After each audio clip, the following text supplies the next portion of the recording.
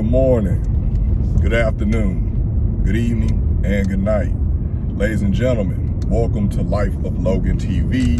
If you have not done so already, as I always ask you all, please make sure that you are liking the video, you commenting when you can, if something resonates with you, and most importantly, make sure that you subscribe. And when you do subscribe, hit that notification bell so you are always alerted whenever I drop one of these videos. So, let's talk about loving on yourself. Self-intimacy. What is your love language? Do you practice your love language on yourself? See, all of these are very important things, because if you do not practice your love language on yourself and you don't know what gets you going, you know, how you want to be loved, then how do you expect somebody else to do that? And I know what some of you are going to say. The right person will know. The right person will know, and they'll love you in ways that you didn't even think you knew you need to be loved. And that's true. That is true. There is certainly validity to that. But even if they're the right person, even the right person needs a little bit of help. That's like, if you don't know your own love language, or you don't know how to vocalize, or show somebody that how to love you properly, that's just like training somebody on a job that you have no skill set in, you have no experience. Both of y'all are just starting that same day, and you gonna try and train them. Think about how crazy that sounds. Doesn't that sound just, that's insanity. That is insanity. Like, there is no way that you can expect somebody to just, like, everybody doesn't just get it. And if you don't know, again, if you don't know, how can you expect somebody else to know? You can't expect somebody to do for you what you would not do for yourself. Like, what's your thing? What is your thing? Is it physical touch? Okay, if it's physical touch, have you hugged yourself today? Have you loved on yourself today? If it's quality time, do you set aside time in your own schedule to be with yourself, to just do things, to do intimate things? And I'm not talking about that kind of intimacy. Well, physical, there's sexual activity, and there's intimacy. Those are two different things, and we can talk about them another time. But being intimate with yourself, like journaling, even if you just having a conversation with yourself, you talking out loud to yourself, man, going out to take yourself on a date. Take yourself on a date. Stop waiting for somebody else to take you on a date. Take yourself on a date. It's a whole bunch of solo things you can do. Movies. You can treat yourself out to eat. You can go do activities. You can bowl. You can go do painting. You can, oh man, you can do indoor rock climbing. You can do so many different things and so many different activities with yourself, to where you don't have to wait on anybody. Because then at that point, you're learning yourself, because as the course of life goes, at some point it becomes, especially if you have kids, you're married, significant other or whatever, just having a family, or whatever outside of that. At some point in time in life, we get so distracted that life becomes about other people. Life is no longer about us.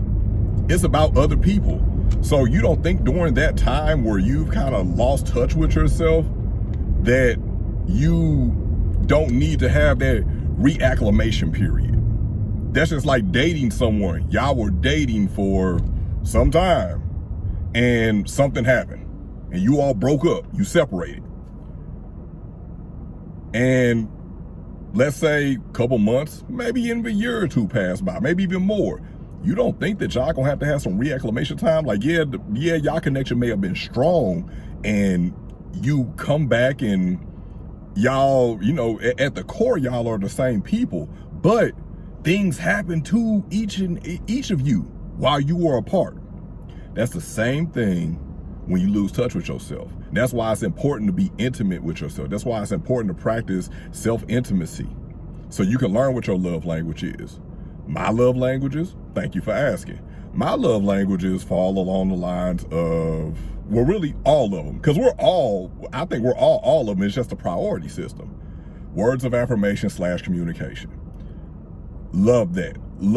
Like, I'm a person where I'm very energy sensitive, so I feel things on a really deep level, but I also, I like to be told nice things about myself. I like to be, I know how I see myself, but if I'm into you, I value your opinion, so I want to know how you feel about me too. You say I look good, well, let me hear it again. That's the thing, that's one of mine. And then my next ones, I'll just do my top 3. My next ones are, I guess, you can go by 2A and 2B. Because to me, they're one and the same. You can't have one without the other. Or you can't have, like, physical touch. Of course, if you're into someone, hey, touch on me, like caress me, what case say, touch me, tease me.